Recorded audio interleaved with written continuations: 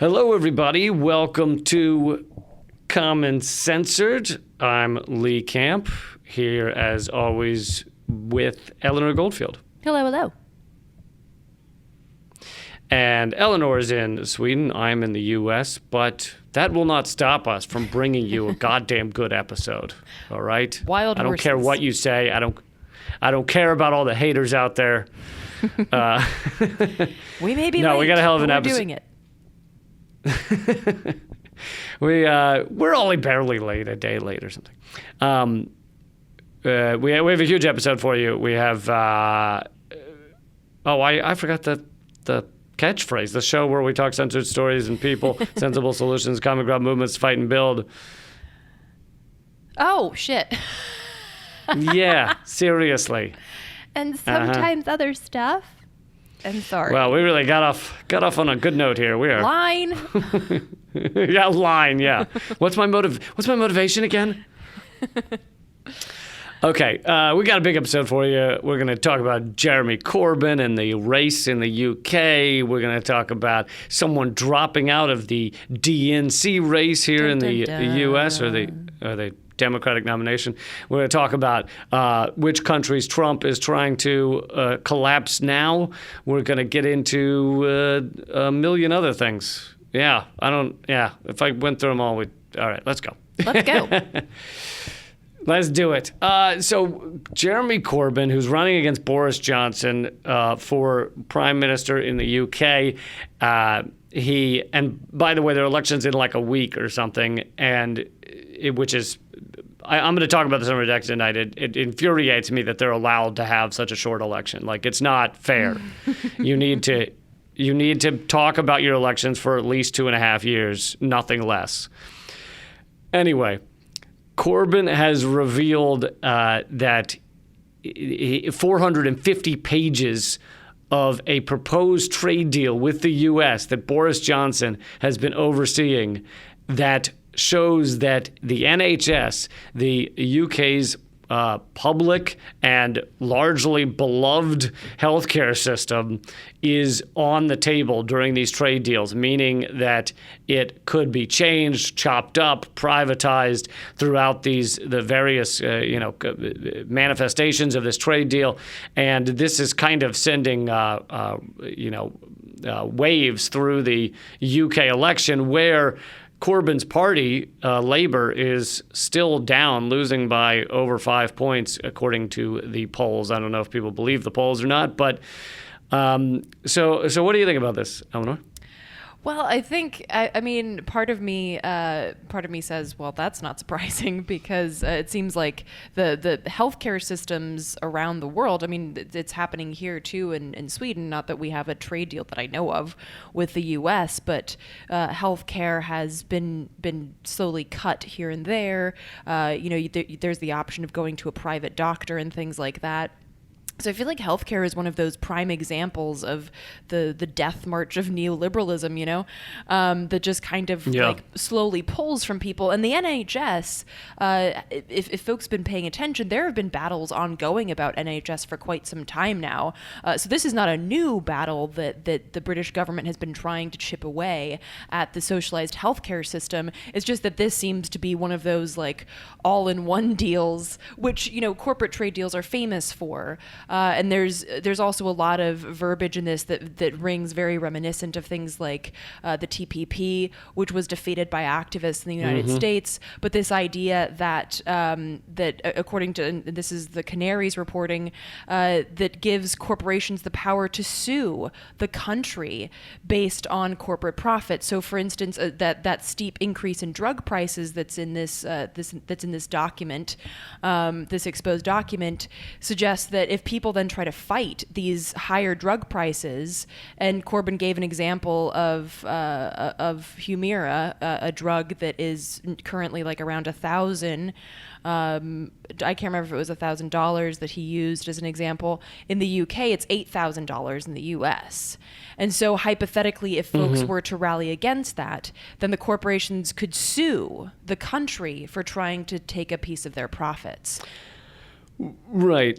And a lot of people don't understand that the purpose of trade deals is for corporations and corporate governments to avoid the risk of democracy, because it is a risk to them. It is a risk that the people will stand up and say, we want our clean water. We want the money from our fossil fuels or resources to go back to the people rather than to a tiny number of incredibly wealthy individuals. Those are risks to them. So by signing these trade deals, they get rid of the risk of democracy. And that's exactly what this one would do as well. But the reason it is, this is very favorable to Corbyn, who has, always said he will defend the NHS, defend their healthcare system, is because most British people, they may have their complaints, but they adore their system as compared to the U.S. There's a viral video going around of an American walking through the streets of England and asking people how much they think something costs in America. Like how much does giving birth cost? How much does an ambulance ride cost? And these British people who know that Americans have to pay for healthcare are saying things like $300. Aww. When in fact it's thousands. Yeah. Thousands. Yeah, and here's there's a question that I can't help but wonder. It's kind of the Edward Snowden question. And I'll pose it to you, Lee. So do you think, it's kind of that, what Snowden basically said was that his biggest fear is that he would release this and then nothing would change.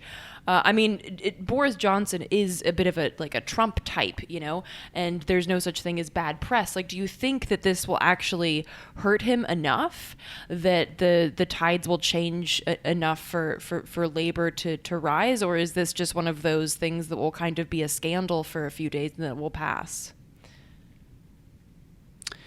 I think this could have a serious impact. And let's remember that although Corbyn is down in the polls, Theresa May thought she was going to win her snap election handily, and she ended up losing a ton of seats. So the polls were wrong in that election, the last election as well. So the fact that he's down by 5 points, I think, doesn't necessarily mean he'll lose this. Of course, all the attacks are going against him full-throated as they go against Bernie Sanders here in the U.S. It's just slightly different. They accuse Bernie Sanders of, either socialism or, Russians, or doing Russian things. He likes Russians, whatever. They'll do that in the U.S. In the U.K., it's all been anti-Semitism. Right. Corbyn's an anti-Semite, and they just play that on repeat. And it's all ridiculous. It's a very similar tactic of trying to malign these people. But I think what's been hurting Corbyn, according to some things I've seen, is that Brexit is still one of the top issues that people are voting on, although NHS is apparently up there as well. So these may be dueling issues. But Corbyn has not. Corbyn actually stated before that he was for Brexit, I believe, right, and now says that he has not changed his stance, but that he will allow for a second referendum. So he's not coming down strongly on pro or anti-Brexit, which I think is the reason his polls are not better, is because people seem a little confused on that front. But yeah, wishy-washy stance is not going to help him here at all. But yeah, I think. Speaking of, no, go ahead. Well, I was going to say, speaking of wishy-washy stance, Kamala Harris's stance on healthcare has been almost equivalent. But did you have something to say before I move on? No, I think it was just more sort of anti-neoliberal ramblings. So carry on. Well, that was the alternate title of this podcast. So Yeah, we're always open to that here on Common Censored. Kamala Harris has announced she is dropping out of the race, and I know, Eleanor, you are a big fan, so I just want to talk about how upsetting this is to you. You know what? I've gone through the stages of grief, and now I'm at this sort of into excitement. Right, I'm at the Irish wake stage where you just throw a big party. That's where I'm at now. So, for those who may not recall, Kamala Harris has, she's never been polling that well, although they spent a year building her up as she was going to be, the new Obama and everything. But she made her name. Her entire career is prosecuting people for, things like drug crimes and making sure we have as many people in prison as possible. She turned against her old stances on marijuana. She said mothers and parents of truant children that don't show up to school should go to prison. Like, she put that in it. Like, she was just a terror if you're looking for someone that's actually left wing, and she tried to change some of those stances in order to run for president, and I think people were never really buying it. No, I don't think so. I think it was more of the sort of Obama Hillary type thing, the sort of idea of putting a progressive face. In her case, she's a woman of color, and she was hoping, I think, just like a lot of Democrats were, that, just like we have a lot of token people in our party, here we can throw another token person out there, and that will be enough for people. People aren't going to look past the facade. But I think folks have learned the hard way after 8 years of Obama, and then after Hillary's campaign, and just, a sort of understanding of this two-party system. I think people are waking up to that. And Kamala Harris, even if you don't look at her record, just the way she talked about things. I mean, you mentioned her stance on healthcare. She was like, I'm for it. I'm for Medicare for all. Wait, no, I didn't understand the question. What don't you understand? It's universal healthcare. Like, this sort of neoliberal, she backpedaling.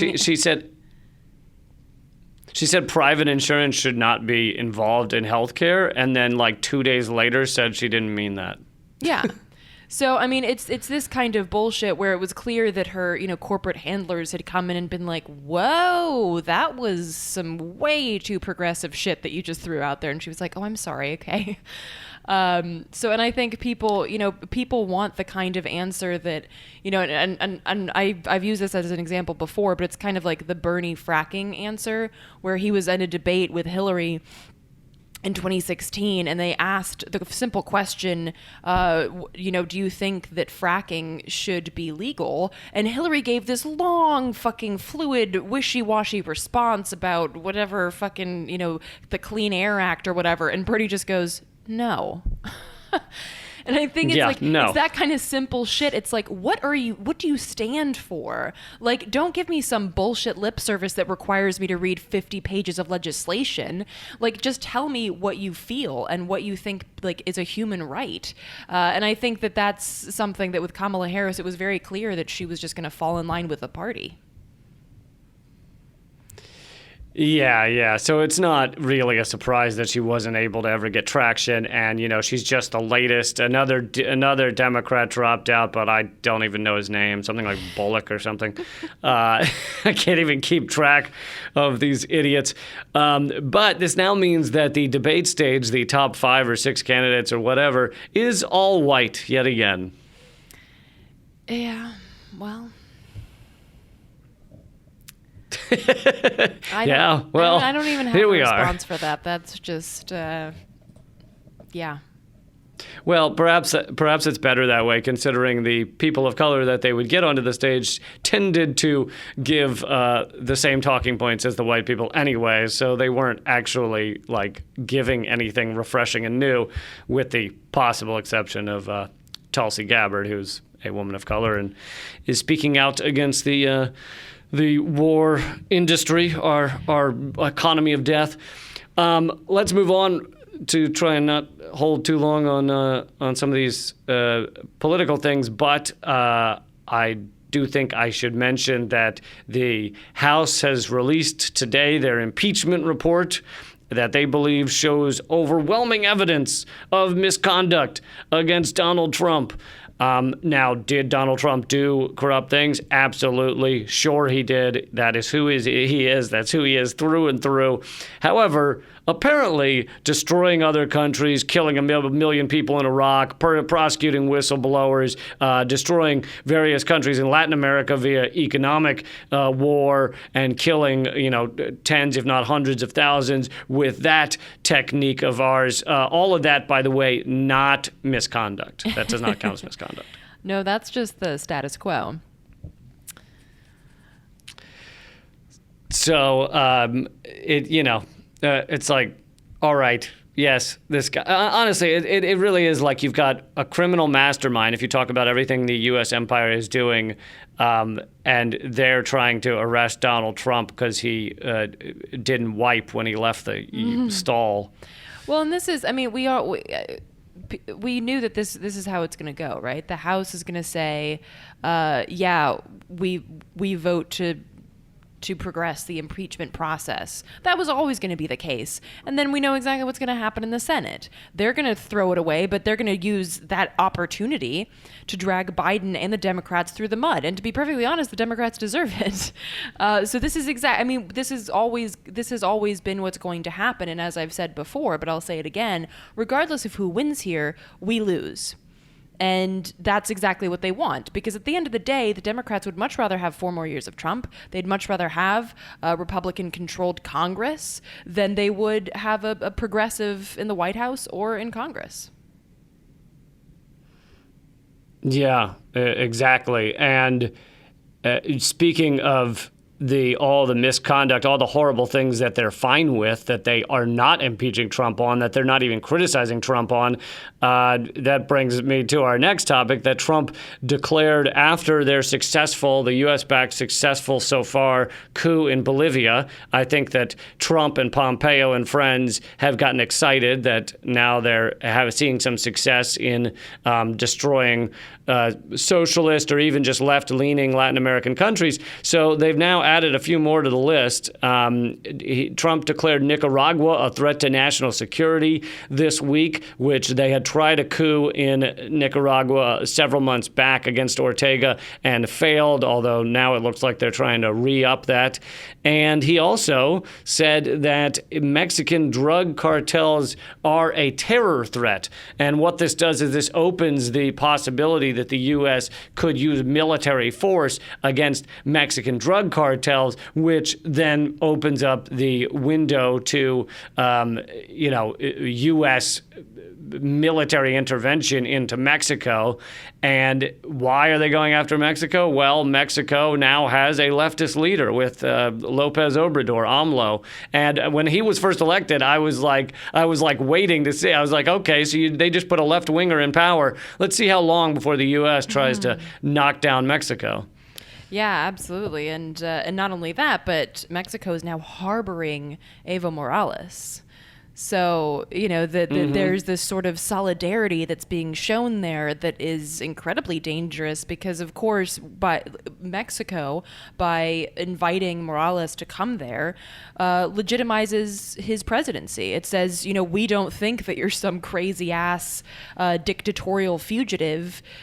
Come here and we will offer you refuge from the Monroe Doctrine of the United States. And so that's another thing that we have to that the United States empire has to address, is this sort of solidarity that we've always smacked down upon with regards to Latin American, Central American, Mexican solidarity that's shown between these nations. We've always been very afraid of that. Yeah, and this week on Redacted Night VIP, I've already taped the interview, and it will air Thursday night with Ben Norton from the Gray Zone, and we basically just go through all of these countries in Latin America and how the U.S. is either trying to overturn them, trying to bring down their rightfully elected governments, or in the case of where we have our puppet government already in place and there are genuine protests against them, such as Ecuador, we basically don't really talk about it. The New York Times will give it a page tenor down in the corner like it's a smudge of ink that they're trying to get rid of just so they aren't accused of not mentioning it, but they basically aren't mentioning it. Yeah, of course, when they do mention it, and this kind of folds into something we're talking about later too. But when they talk about things like climate agreements, they talk about them like they're the be all end all, and then like the very bottom of the article, they'd be like, actually, this doesn't do nearly enough to address climate change. So I mean, it's one of those things where the headline is all about some sort of propagandized pedestaling of the American perspective and the America First paradigm, and then maybe in the footnotes, or maybe like in a later redaction or something like that, or not redaction, but a correction, they'll put a little footnote about the actuality. Yeah, kind of like it's a fart that slipped out and they don't know why. But so we're actually going to get to more climate agreement news here in a moment. I just wanted to pause real quick to thank you all for listening. And this show, Common Censored, you'll notice has no ads for anything other than our own stuff. We're never taking money from any corporations or anything else. So if you want to support us, that's patreon.com/Common Censored. Thank you to all the new people who joined up recently. We honestly couldn't continue this podcast without you. My book is out for pre-sale. It's got an intro by Jimmy Dore, forward by Chris Hedges, and it is all at leecampbook.com. I have live shows coming up in Austin, Dallas, and Eleanor will be joining me in Philadelphia. That's at redactedtour.com. We have found a new venue for Philadelphia, so those tickets are back up. Are back up at redactedtour.com or leecamp.com. You can grab all of Eleanor's stuff, including her awesome writing and her show Act Out, at artkillingapathy.com. And let's see, you can email us topics or ideas, commoncensored at protonmail.com. Review us on iTunes. And let's keep going. Let's get to COP25. Yeah, COP25. So this is the climate summit, the UN Climate Summit, which was supposed to be held in Chile, but of course that was canceled because of the unrest, quote unquote. Basically, the people up. I've been reading the New York Times, and I haven't heard anything about such unrest. I'm not sure what you're talking about. Oh, I'm sure you've heard of unrest. You just haven't heard about the popular uprising where people have said, you know what, this is bullshit, and I'm not taking it anymore, and we demand the resignation of Piñera, and we demand basic human rights. That's not going to be something that you'll read in the New York Times.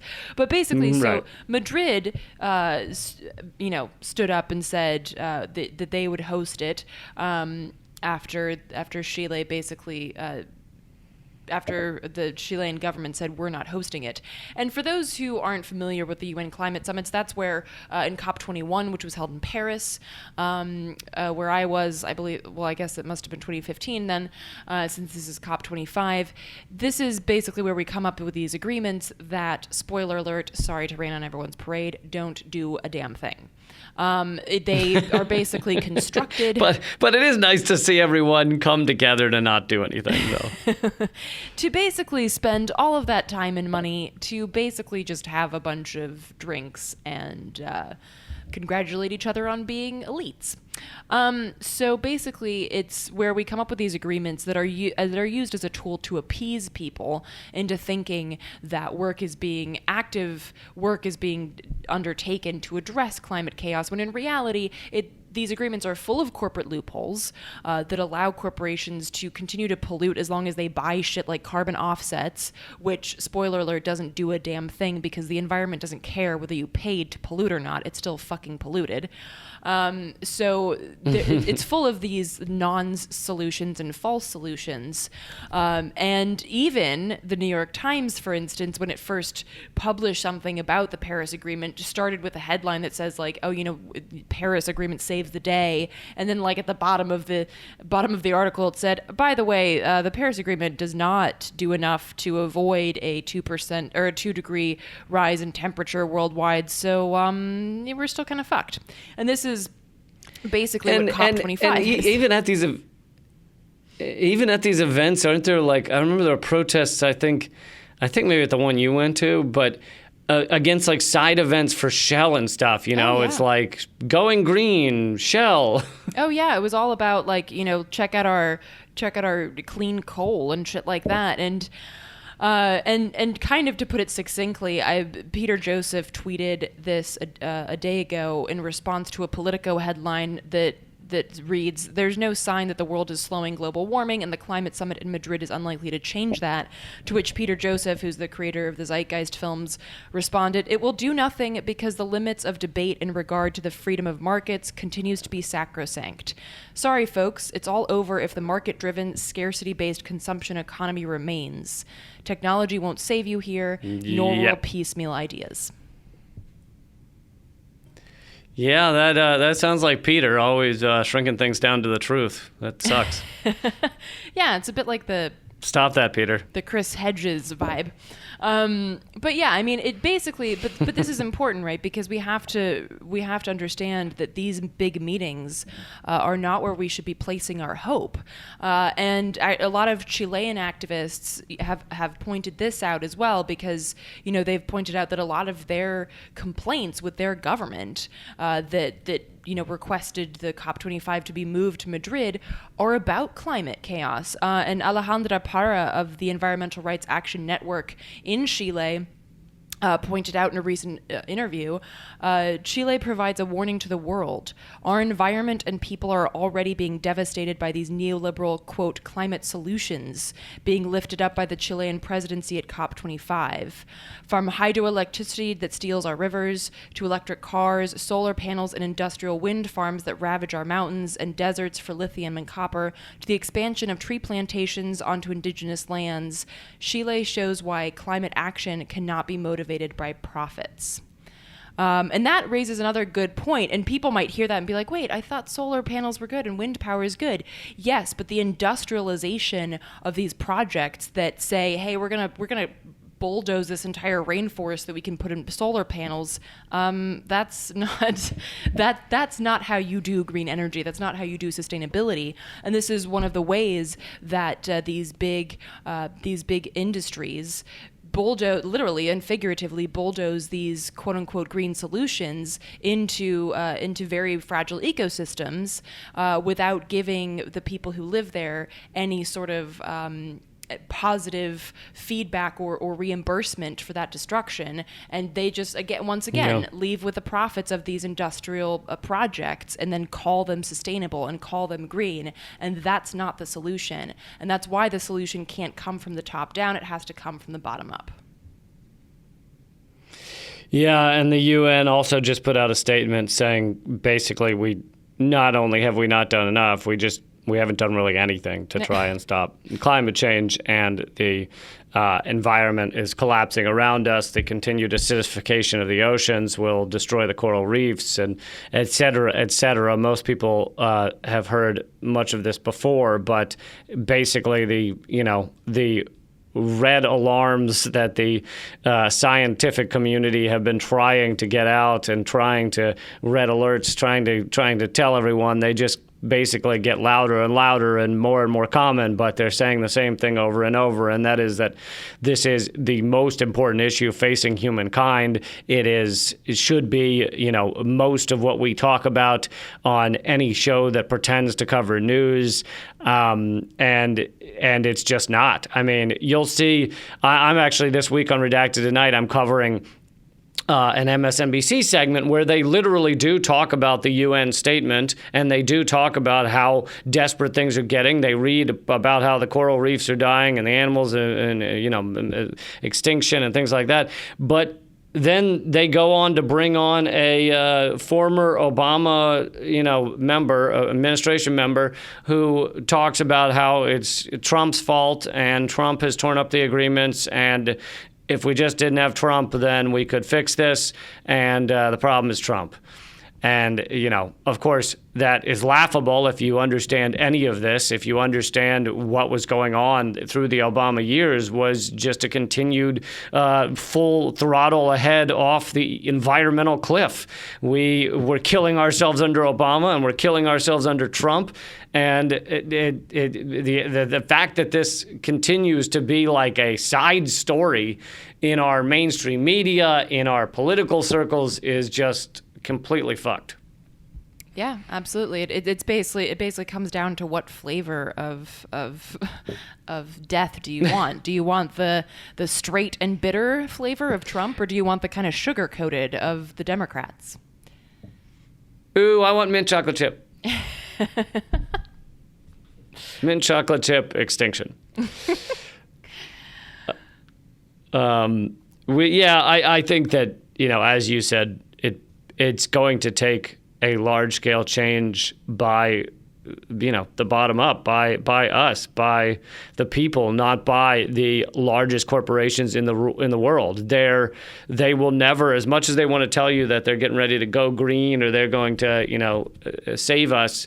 As long as they're trying to profit and they're trying to extract everything at the cheapest prices, they will never save us. It will not come from them. It needs to come from us. And that's just a fact. Amen, sister. Speaking and of... my segue was going to be, let's go down to somewhere that will soon be underwater, Florida. I like your segues. You're very good at segues.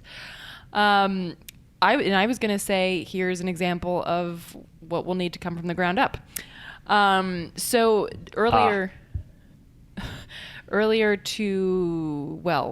today when we're recording this, Tuesday, December 3rd, earlier today, activists in Boca Raton, Florida, created a blockade of the GEO Group's corporate headquarters with regards to anti-ICE demonstrations. So some people might recognize the name GEO Group. Yeah. Some folks might recognize the name GEO Group. They were a private prison company. And of course, this is firmly at the intersection between the prison industrial complex and immigration. Because, of course, these private prisons and these private prison companies are making bank off of separating families and caging children and adults, basically caging migrants for the crime of being a refugee. So these activists from a bunch of different organizational backgrounds came together to literally to physically impede, quote unquote, business as usual at GEO's corporate office in Boca Raton. And their statement was, quote, "We will not allow our government to separate innocent families. We will not allow private companies to profit off the suffering of children. We will not allow their workers to sit undisturbed in air-conditioned offices while people are deprived of their humanity, dying in crowded cages." And this was a very powerful action. And of course, this really speaks to what I talk about a lot and what I, push out there, which is direct action, literally putting our bodies on the line to stop business as usual and to say that we are going to stand in the way of literal fascism, and we are going to protect our communities and protect our neighbors and protect these refugees as they are continuously oppressed by our system. So this was, a great action. And if you want to hear more about how that went and support the jail support fund, you can check that out at fighttoxicprisons.org. Yeah, and this is also something you would never see except in a world of unfettered capitalism. Mm-hmm. You would never see a corporation that has gotten incredibly wealthy off of the jailing, imprisonment of refugees or of anyone else. I mean, there's a reason that our prisons used to not be profit-based, because it just opens it up for rampant corruption and the desire to just, the corporate desire to just put people in prison in order to fucking make money. and it's disgusting. And as you said, the only way this is going to be stopped, it's clearly not going to be stopped by our fucking shill politicians. They're as bought by these corporations. How many politicians do you think Geo Group probably donates to? So it's only going to be stopped by people, courageous people, deciding to stop it and deciding, like you said, they're willing to put their bodies on the line, to be down there, to shut it down. And of course, when something like this gets shut down, it then gets media coverage, even if it has to be alternative media. And then more and more people are aware of what's going on with our ongoing imprisonment of refugees. Yeah, absolutely. And I think that this sort of mentality of what you mentioned, Lee, with the whole profit-based motive is, of course, what leads to things like our next story, which is basically when somebody put it this way, he said the quiet part out loud. A pharma executive basically admitted that there's no other rationale but profit making as to why drug prices are so high. And then one expert said, "Wow, he said the quiet part out loud." So basically, like, this is shit. Or he was accidentally on a prescription drug that made him lose his filter.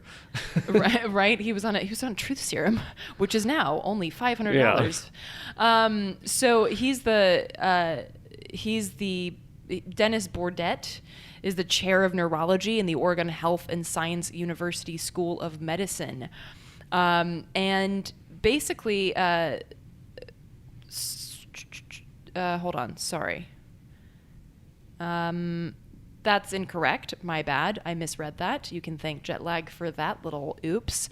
That was he was the one who co-authored a study that basically leaked this information as to how execs feel and how kind of overt they are about the reality as of now. So one executive in this study that he released said, quote, "I would say the rationales for the price increases are purely what can maximize profit. There's no other rationale for it because costs of producing the drug have not gone up. The costs have probably gone down." So right. Here is this executive from Big Pharma saying, "Oh no, it's all because we want another yacht so that we can park our smaller yacht inside of a bigger yacht." Well, and furthermore, when it most becomes obvious that it's just about profit seeking is when they buy up other medications or prescriptions and just jack up the price. Like they bought the patent just to jack up the price, right. Meaning they didn't even put the research and development money in. So they just bought it to jack it up. And we've seen this again and again. Some of the most outrageous ones make some actual mainstream news, like when the EpiPen went up to $500 or whatever, when it used to be $10 or something. But that's only when they're most outrageous that even our corporate media is willing to cover this, when in fact it should be covered all the time. I mean, all these prescriptions are ridiculous. All of them are destroying lives. It's insane to have to take out a loan to get some Viagra. Come on. It's a mad world, and of course, what if you need the Viagra to save your life? Oh, spoken like a true man. But this, of course, just highlights once again the importance of universal health care, and kind of tying back to our first topic about Britain's nationalized or universal healthcare system.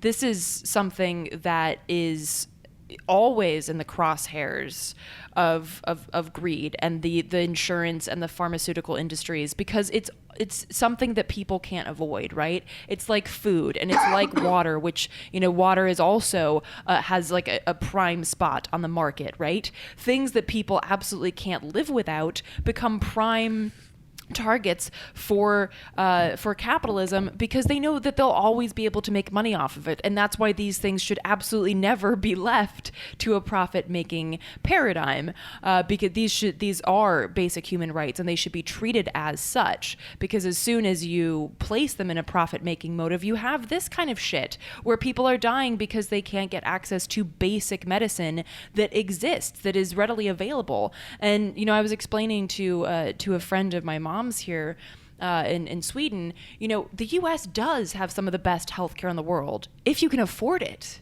Like I've been to new hospitals that like taking tours or what have you for the sake of articles. I've seen this shit. I've seen the technology that I'm pretty sure just makes babies. But like, you can't fucking access that if you are not a member of the rich and powerful. Then you get access to the rusty fucking tongs.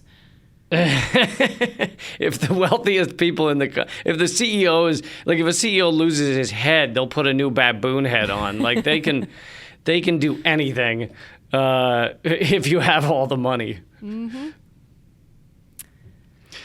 And I think this is a perfect segue in terms of what happens to a politician, as rare as it is, that comes forward and says some of the things you and I are saying, says that everybody deserves health care, says that, maybe these other countries that we keep upturning, overturning, they should be allowed to live their lives as they see fit, says that, we're spending too much on military and that we need to care about climate change. What happens to that type of politician if they're actually a threat to the presidency? Well, I think we're seeing that right now with Bernie Sanders, because they, as was done last time around, they're doing everything to try and stop him, not to mention all the election rigging I've gone over many times on Redacted Tonight. But in terms of current media coverage, they're continuing to act like Bernie's not a factor, when in fact he has a far larger and grander ground game than almost any of the other candidates. And the latest story is that Barack Obama himself privately, he didn't think this would get out, privately indicated that if Bernie Sanders were doing well, he would come forward in order to lead a Stop Bernie campaign. Now, this is truly remarkable because, first of all, former presidents, as far as I know, almost never get involved in the Democratic race. I mean, Bill Clinton kind of did for his wife, but that's a little different. And Obama specifically has not gotten fully involved in any of the, Democratic race, really endorsing anyone or anything like that. And so him coming forward just to stop Bernie Sanders, to make sure that, people can't get health care and things like that, he created Obamacare, but that was initially a Republican talking point created by Mitt Romney in order to make sure insurance companies were still involved in health care. And and Obama was able to get that through. But the idea of Obama, making a national campaign to stop Bernie is just fucking repulsive. Yeah, and it just, and it just goes to show you how, like you mentioned, Lee, when somebody is on the wrong side of the two-party system, then forces come out of the woodwork to stop them. And of course, as you mentioned, this is just on top of all of the rigging that is in play already. But the fact is that Obama is ready and willing to use the clout that he still has, as this sort of ironically whitewashed president to come out against Bernie. And that's incredibly it just goes to show you once again that it's so twisted because again, the sort of double speak here. Obama has publicly said that he would, he's vowed publicly to support whoever becomes the 2020 Democratic nominee because he feels very strongly that there's no way that Bernie can win because, of course, Obama knows about all of the other hurdles that are in place. So he's like, there's no way, it'll be a fucking, cold day in hell when Bernie actually gets the nomination. So I feel comfortable publicly stating that I'll support anybody because, I'm just that great of a guy. But of course, privately, he is the, as Cornel West pointed out, he's the black poster child for Wall Street. And that was the first place that he stopped after he left the White House, was a speech to Wall Street. So, this is just... For $400,000. Yeah. And it's not that I'm I'm not a huge Bernie fan. I think that there are a lot of flaws with his stance on certain things. But that being said, it's very clear that Bernie is the most progressive candidate, just judging by how the Democrats are reacting. Yeah, he's the most progressive, and he's the only one in the kind of top tier of candidates that could have a shot that is saying these type of things. And he's been saying the same things for 30 years. You don't have to he's not unlike Elizabeth Warren, who decided she was a Democrat, a few years ago. And before that worked for corporate America or big banks or whatever the fuck. Bloomberg was a Republican for 2 terms as mayor, then became independent, now says he's a Democrat. And he's been brought in mainly just to stop Bernie Sanders, and the Democrats know that if they can get just enough delegates split up amongst enough candidates, then once they're at the convention, they can push it to the second vote, where super delegates will come into play. The super delegates will all vote for whichever is the mainstream corporate candidate, and that will be that. By the way, real quick before we wrap up, have you seen Bloomberg's ads? No. Oh my God. Okay, so if folks listening have not seen it, don't look it up. I don't want to give him more views, but they are, oh my gosh. This is some amazing bullshit. This is it basically, has a picture of him when he's a kid, and then it's he could have become anything, but he chose to create jobs, and he chose to swoop in after 9/11 and take care of New York City. It's the biggest load of bullshit and the most warped perspective on his career that you could possibly have. I love the idea. He could have been anything, but he chose to help us out by making himself ridiculously rich. Right? What a good guy. Yeah, seriously. So repulsive how they recreate their lives to service this bullshit. Mm-hmm. Okay, we are going to wrap up there, and Eleanor is going to head over and do a little extra for the members at patreon.com/commoncensored. Please join us over there. And if you feel like you got $1 or $2 or $5 out of this week's episode, please go over to patreon.com/commoncensored. Become a member over there. Help make this show happen. And anything else? What am I missing? Sorry that you're stuck with me this week, folks, but I'll try to make it as painless as possible. Stop it. That Jewish self-deprecating humor. And on that note, everything about me, that's worth knowing, is at artkillingapathy.com. And Lee, your book is up for pre-sale, and that's all available via your website, leecamp.com.